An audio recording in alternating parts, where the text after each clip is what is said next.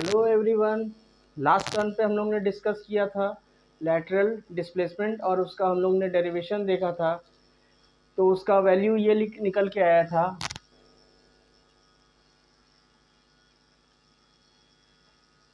कि सपोज आपका glass slab है P Q R S, this is the normal, a ray of light strikes at this point, suppose it is angle I, angle of incidence, this is air, glass, again air. Since this is optically denser, then it will bend towards the normal. Suppose this is angle of refraction, again this is the normal. Since this is optically rarer, air is optically rarer than glass, then it will move away from the normal. Suppose this is the angle of emergence, this is the emergence ray,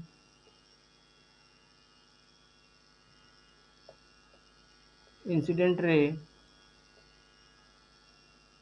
this is the refracted ray,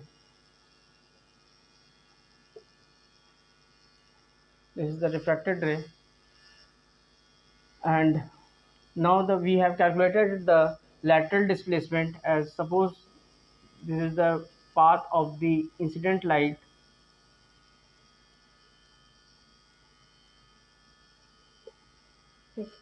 this is the perpendicular distance which is lateral displacement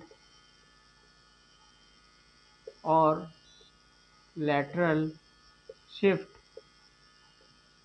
and this is suppose x, this is the distance x we have calculated as, this is the thickness of glass slab T. So we have calculated in the last lecture, we have calculated that its value comes to be T sine of I minus R divided by cos R. This is angle of refraction, this value is angle I, this is angle I, so this value comes out to be I minus R. This value comes out to be I minus R. So we have calculated that lateral displacement depends upon T sin I minus R divided by cos R. तो इस फॉर्मूले को आप लोग देखिए, x आपका depend, lateral displacement आपका depend किस पे कर रहा है? नंबर वन आपका it depends upon t. t means t depends upon t, that is the thickness of the glass slab. Glass slab का जितना ही ज़्यादा थिकनेस आप बढ़ाते जाएंगे उतना ही आपका लेटरल डिस्प्लेसमेंट बढ़ता जाएगा, यानी कि depends upon the thickness of glass slab. कहने का मतलब आपका है x इंक्रीज करेगा, कब करेगा? When t also increases. t आप इंक्रीज करोगे यानी कि ग्लास स्लैब की थिकनेस आप इंक्रीज करोगे तो ये वैल्यू आपका इंक्रीज करेगा, अगर ये आप डिक्रीज करोगे तो ये डिक्रीज करेगा. This is directly proportional, this is directly proportional. तो x आपका इंक्रीज करेगा तब जब आपका थिकनेस ऑफ ग्लास स्लैब बढ़ा देंगे. एक और डायरेक्ट प्रोपोर्शनल किसके साथ है? Sine of I minus R. अब ये देखिए sine of I minus R कब मैक्सिमम इसको बढ़ा कैसे सकते हैं? ये वाली वैल्यू ज़्यादा हो जाए, ये वाली वैल्यू कम हो जाए.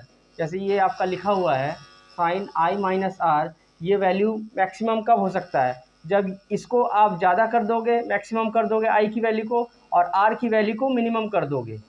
ये नोट करिए, इसको आप मैक्सिमम कर दोगे और इसको आप मिनिमम कर दोगे तो ये वैल्यू आपकी ज़्यादा आएगी, यानी कि आपका आई एंगल ऑफ इंसिडेंस, ये अगर आप ज़्यादा करोगे तो ये आपका वैल्यू बढ़ेगा.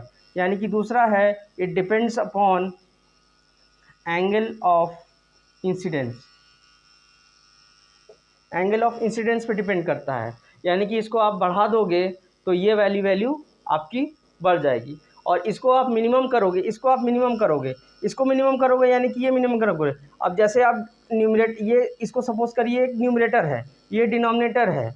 अब डिनोमिनेटर को आप जितना भी मिनिमम करेंगे तो ये वैल्यू बढ़ेगा कि नहीं बढ़ेगा, ये वैल्यू आपकी बढ़ जाएगी। तो इसको आपको मिनिमम करना है। ये मिनिमम कैसे होगा, आपका आर मिनिमम करेंगे। आर मिनिमम कब होगा, नज़दीक आएगा जब आपका रिफ्रैक्टिव इंडेक्स इस मीडियम का ज़्यादा होगा। यानी कि थर्ड पॉइंट आपका आ जाता है आपका, it depends upon the refractive index of the medium. It depends upon the refractive index of the medium, क्योंकि जब आपका आर मिनिमम होगा तो एक्स बढ़ेगा। इट इज़ जब डिनोमिनेटर में आपका वैल्यू कम होता जाएगा तो ये वैल्यू आपका बढ़ता जाएगा। तो जब आर मिनिमम करना है, आर मिनिमम कब होगा, जब आपका ये जो आपका रिफ्रैक्टेड रे है वो और नॉर्मल की तरफ से आपका क्लोज़र आएगा।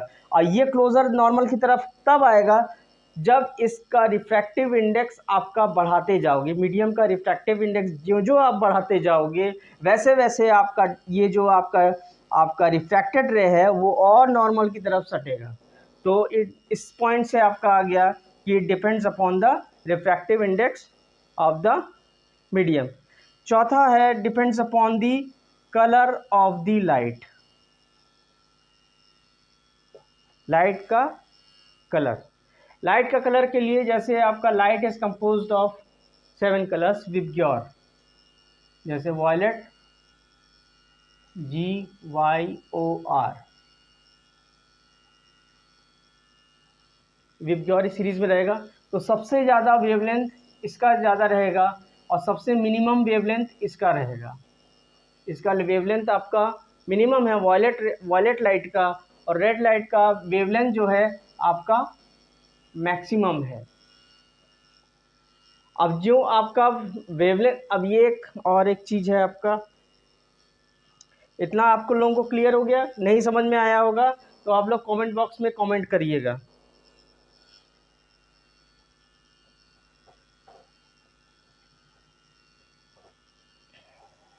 ये अगर आप लोग रिलेशन एक है v is equal to F times lambda, यानी कि ये आपका वेलोसिटी ऑफ द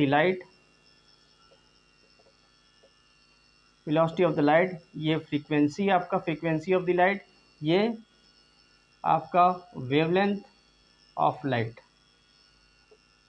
अब ये देखिए ये आपका वैसे ही डायरेक्ट प्रोपोर्शनल, एफ आपका कांस्टेंट रहेगा, इट इज़ कांस्टेंट। अब इसमें इस कंडीशन में देखिए आपका वॉयलेट लाइट की कंडीशन ले रहे हैं, इसमें अगर हम वॉयलेट लाइट की कंडीशन अप्लाई कर रहे हैं, वेवलेंथ सबसे मिनिमम है आपका वॉयलेट लाइट का, तो यानी कि वेलोसिटी जो हो जाएगा वॉयलेट लाइट का, velocity of violet ray of light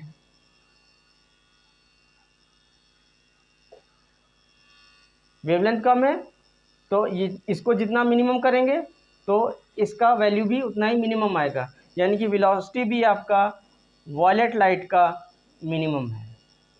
और रेड लाइट का ये आपका वेवलेंथ आपका मैक्सिमम है, तो वेलोसिटी भी आपका, वेलोसिटी ऑफ रेड लाइट ये भी आपका मैक्सिमम आएगा। Velocity of the red light आपका मैक्सिमम है और वेलोसिटी ऑफ वॉयलेट लाइट आपका मिनिमम है, क्योंकि आपका इस आपके एक्सप्रेशन से आपका ये डिपेंड कर रहा है। ओके, अब ये देखिए, अब जो आपका मिनिमम है आपका वेवलेंथ आपका इस कंडीशन में क्या है, मिनिमम है। मिनिमम कब होगा, मिनिमम तब वेवलेंथ मिनिमम है, यानी कि वेलोसिटी आपकी कम है। वेलोसिटी कम है, वेलोसिटी कम कब हो जाता है, व्हेन अ रे of light enters optically a denser medium, velocity आपकी क्या हो जाती है, इस एरिया में डिक्रीज हो जाती है। वेलोसिटी डिक्रीज हो रहा है, वेलोसिटी एकदम डिक्रीज होने का मतलब क्या है, यानी कि रिफ्रैक्टिव इंडेक्स आपका बढ़ रहा है। रिफ्रैक्टिव इंडेक्स ज़्यादा है तभी तो वेलोसिटी डिक्रीज हुई है। वेलोसिटी क्यों डिक्रीज हुई है, वेलोसिटी आपकी रे ऑफ लाइट की तब इसलिए डिक्रीज हुई है क्योंकि आपका रिफ्रैक्टिव इंडेक्स वहाँ ज़्यादा है, यहाँ पे रिफ्रैक्टिव इंडेक्स आपका कम है, इसीलिए यहाँ पे वेलोसिटी ज़्यादा है। रिफ्रैक्टिव इंडेक्स कम है तो वेलोसिटी आपकी ज़्यादा है, रिफ्रैक्टिव इंडेक्स आपकी यहाँ पे ज़्यादा है इसीलिए आपकी वेलोसिटी यहाँ पे कम है।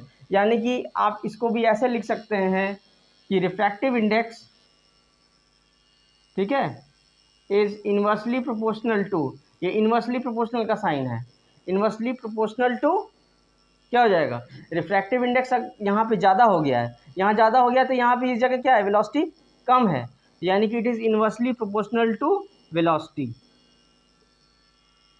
ये एक्सप्रेशन आ गया, इतना क्लियर है।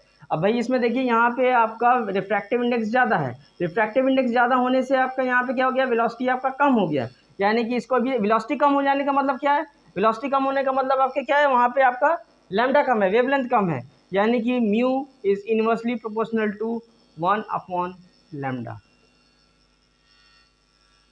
क्योंकि v is directly proportional to lambda, उससे आपका v कम हुआ यानी कि लैम्डा भी कम हुआ। अब इसमें देखिए यानी कि लेटरल डिस्प्लेसमेंट आपका कौन से कलर पे आपका सबसे ज़्यादा लेटरल डिस्प्लेसमेंट आएगा, सबसे ज़्यादा किस केस में लेटरल डिस्प्लेसमेंट आएगा। अब कौन सी रे ऑफ लाइट जैसे यहाँ पे हम पास कराते हैं, जैसे वायलेट लाइट, वायलेट लाइट का आपका क्या है, वेलोसिटी आपका मिनिमम है, इस केस में क्या है, velocity of the violet light is आपकी मिनिमम है, क्योंकि लैम्डा इज इसका आपका वेवलेंथ आपका कम है, तो वेलोसिटी यहाँ पे मिनिमम है, वेलोसिटी मिनिमम है, यानी कि आपका वेलोसिटी मिनिमम हो जाएगा, यानी कि मतलब ये आपका और सटेगा नॉर्मल की तरफ, ये मतलब it will come closer to the normal, और जितना क्लोजर टू दी नॉर्मल आएगा, सपोज करिए, और एक इसको हम ऐसे बना देते हैं इस फिगर को समझने के लिए, इसको ये रे ऑफ लाइट और हम क्लोजर ले आते हैं, ये हम डॉट डॉट से दिखा रहे हैं, ये सपोज करें और नॉर्मल के सट गया ये, अब यहाँ से निकलेगा, फिर ये आ जाएगा इमर्जेंट रे। अब देखिए इतना अमाउंट आपका, ये इतना अमाउंट आपका बढ़ गया, यानी कि आपका लेटरल शिफ्ट बढ़ा, इसके हिसाब से लेटरल शिफ्ट बढ़ा, यानी कि आपका वायलेट लाइट के लिए आपका सबसे ज़्यादा लेटरल डिस्प्लेसमेंट आपका होगा, यानी कि it is maximum for the lateral displacement is maximum, lateral displacement is maximum for violet colour.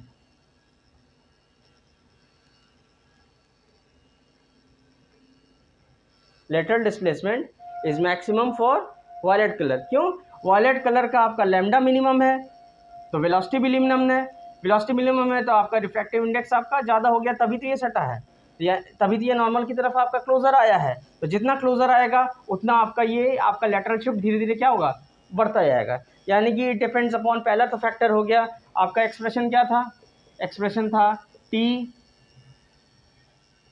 Sign of I minus R divided by cos R, तो एक्स किस पे डिपेंड कर रहा है, पहला तो टी पे है, पहला यानी कि thickness of the glass slab पे पहला, दूसरा इट डिपेंड्स अपॉन द, दूसरा किस पे डिपेंड कर रहा है, it depends upon the angle of incidence, इसको जितना बढ़ा देंगे उतना ही ज़्यादा आपका लेटरल डिस्प्लेसमेंट बढ़ जाएगा, क्योंकि आपकी ये value sine I minus R ये बढ़ेगा तो ये बढ़ेगा, इट इज़ डायरेक्टली प्रोपोर्शनल, इसको मिनिमम करना है, ये मिनिमम होगा तो ये भी मिनिमम होगा, कॉस आर आपकी ये जो वैल्यू आएगी ये मिनिमम होगा, ये मिनिमम होगा, इट इज़ इन्वर्सली प्रोपोर्शनल, तो ये मिनिमम होगा तो ये जो वैल्यू आएगा ये मैक्सिमम होगा, यानी कि लेटरल शिफ्ट आपका ज़्यादा आएगा, और ये मिनिमम करना है यानी कि आर को मिनिमम करना है, आर मिनिमम करना है यानी कि और ये आपका क्लोजर टू दी नॉर्मल आएगा, इसका मतलब क्या है, आर कम करेंगे मतलब क्या है, it will move towards the normal, तो आपका रिफ्रैक्टिव इंडेक्स कम, यानी कि ये डिपेंड कर रहा है किस पे, आर और ज़्यादा नॉर्मल की तरफ आ रहा है, इसका मतलब क्या है, it is depending upon the refractive index, यानी कि रिफ्रैक्टिव इंडेक्स मीडियम का जितना ज़्यादा आप बढ़ाएंगे उतना ही ज़्यादा आपका लेटरल डिस्प्लेसमेंट आपका बढ़ेगा। और तीसरा है it depends upon the colour of the light, colour of the light lateral displacement is maximum for the violet colour, ठीक है, okay.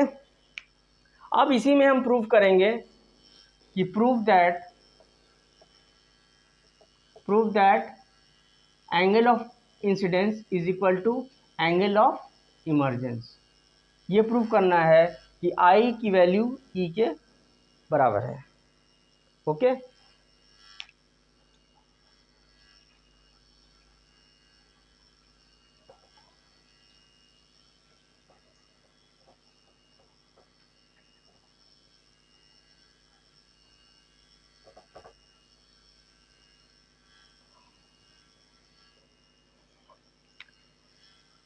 to prove that I is equal to E,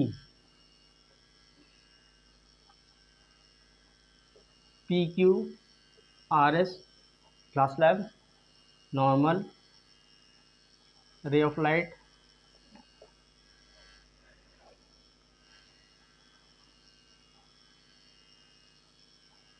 angle of incidence. ये आपका denser है, ये air ले लेते हैं,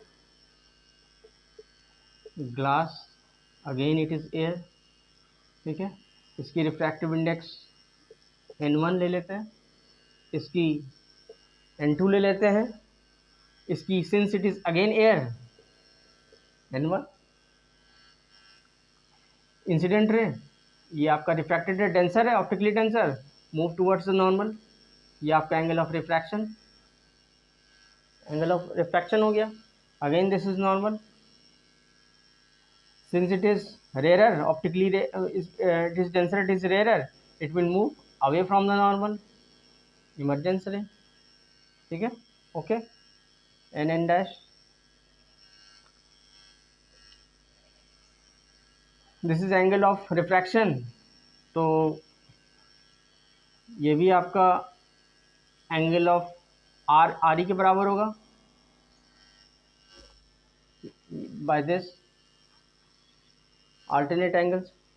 ये एंगल आपका ये एंगल के बराबर हो जाएगा, ये एंगल और ये एंगल आपका बराबर होगा, तो ये आर हो गया, ठीक है। अब इस पोर्शन में हम पहले कंडीशन में, इस कंडीशन में स्नेल्स लॉ लगाते हैं, इस कंडीशन में स्नेल्स लॉ लगाते हैं। तो स्नेल्स लॉ क्या कहता है, sine of I divided by sine R is equal to क्या हो जाएगा, N2 अपॉन N1। जिसमें लाइट घुस रही है, एंटर हो रहा है, उसका रिफ्रैक्टिव इंडेक्स डिवाइडेड बाय जिसमें से लाइट आ रही है। तो इसको ऐसे sine I by sine R is equal to क्या हो जाएगा, N2 बाई N1, पहला इक्वेशन। अब स्नेल्स लॉ इस कंडीशन में लगाते हैं, तो इसमें हो जाएगा, इसमें ये एंगल ऑफ इंसिडेंस की तरह ट्रीट किया जाएगा इसको, साइन आर बाई ये रिफ्रैक्शन, इसमें ये मानते हैं, इसको एंगल ऑफ इंसिडेंस मान लेते हैं, इसको एंगल ऑफ रिफ्रैक्शन मान लेते हैं। तो ये साइन आर, तो आई की जगह आर हो जाएगा, और रिफ्रैक्शन की एंगल की वैल्यू हम ई कर देते हैं। Sine are divided by sine E is equal to, किसमें लाइट आई एंटर हुई है अब यहाँ से यहाँ पे N1 में, तो ये हो जाएगा N1 डिवाइडेड बाय N2। ये दूसरा इक्वेशन हो गया। अब आप क्या करिए, मल्टीप्लाई 1 इंटू 2, दोनों इक्वेशन को मल्टीप्लाई कर दीजिए। तो LHS में आपका क्या है, left hand side, LHS left hand side, sine I by sine r, ये multiplied by sine are divided by क्या लिखा हुआ है, sine E is equal to, RHS में क्या लिखा हुआ है, RHS में लिखा हुआ है N2 upon N1 multiplied by N1 upon N2। N2 N2 cancel हो गया, वन टाइम, ये भी आपका, तो इधर बचा आपका 1। ओके, साइन आर कैंसिल हो गया, यहाँ हुआ sine i divided by sine e. इसको ऐसे भी लिख सकते हैं, sine i is equal to sine e, cancelling side both side, तो ये आपका हो गया i is equal to e. ये आपका प्रूव हो गया angle of incidence is equal to angle of emergence. Okay, इतना क्लियर है?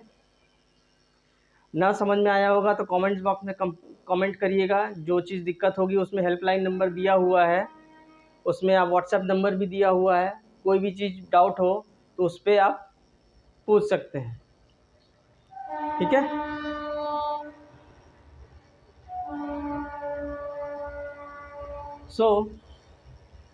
ये आपका हो गया। कोई भी प्रूफ आपको चाहे मैथ्स में हो चाहे आपका फिजिक्स में हो, स्टेप्स को आपको दिमाग में रखना है कि कौन कौन सा हम ट्रायंगल, जैसे हम लोगों ने लैटरल डिस्प्लेसमेंट में हम लोग ने टॉपिक वीडियो देख लीजिएगा, उसमें हमने कैसे डिराइव किया था, कौन सा राइट एंगल ट्रायंगल हमने बनाया। 2 राइट एंगल ट्रायंगल बनाने के बाद हम लोगों ने टी रेशियो लिया। एक उसमें आपका ये वाला, जैसे ये आपका लैटरल डिस्प्लेसमेंट हो रहा है, इसमें हमने परपेंडिकुलर डाला। दिमाग में ये स्टेप्स को आप दिमाग में रखिए, कैसे कैसे प्रूव करना है। इसको मैंने राइट एंगल वन, इसको हमने राइट एंगल यहाँ बनाया, ये ट्रायंगल 1 बना। फिर इसको मैंने बनाया राइट एंगल ट्रायंगल, ये ट्रायंगल 2 बना। फिर मैंने इस दोनों ट्रायंगल, राइट एंगल ट्रायंगल में मैंने टी रेशियो लगा लिया। This is common to both the right angle triangle. तो दोनों को हमने दो इसी चीज़, इसमें से जो इस ट्रायंगल से जो इस की वैल्यू आई, इस वाले लेंथ की जो वैल्यू आई, और इस वाले राइट एंगल ट्रायंगल से इस लेंथ की जो वैल्यू आई, दोनों लेंथ को हमने इक्वेट किया। तो प्रूविंग वाले सवाल में हमेशा ध्यान में रखिएगा कि हमको स्टेप्स दिमाग में याद रखना है कि स्टेप्स, कौन से स्टेप्स से हम गए थे। वैसे स्टेप्स को आप दिमाग में रखेंगे तो आपको इतनी दिक्कत नहीं आएगी दिमाग याद करने में, हमने कैसे कैसे क्या किया था। तो सबसे मेन इम्पॉर्टेंट चीज़ है कि आप स्टेप्स को दिमाग में रखिए कि हमने क्या क्या चीज़ इसमें किया था, कैसे कैसे हम डिराइव लाए थे, कैसे कैसे हमने यहाँ पे 2 राइट एंगल लिया, 2 राइट एंगल ट्रायंगल से हमने क्या किया, इस वाले साइड की वैल्यू दोनों ट्रायंगल्स में से हमने दोनों वैल्यूज़ को इक्वेट करके लैटरल डिस्प्लेसमेंट की हमने वैल्यू निकाली थी। सिमिलरली इस केस में भी आप ऐसे याद करिए, इस केस में हमने यहाँ पे स्नेल्स लॉ लगा दिया, पहला इक्वेशन निकला। इस वाले केस में हमने फिर से स्नेल्स लॉ लगाया, दूसरा इक्वेशन निकला, और दोनों का हमने मल्टीप्लाई कर दिया। इतना बस आप दिमाग में रखिए और उसे ऑटोमेटिक सब आपका होता हुआ चला जाएगा। ओके, नेक्स्ट टर्न पे हम डिस्कस करेंगे total internal reflection of light और उसके एप्लीकेशन। ओके, कोई भी डाउट होगा तो कमेंट बॉक्स में कमेंट करिए।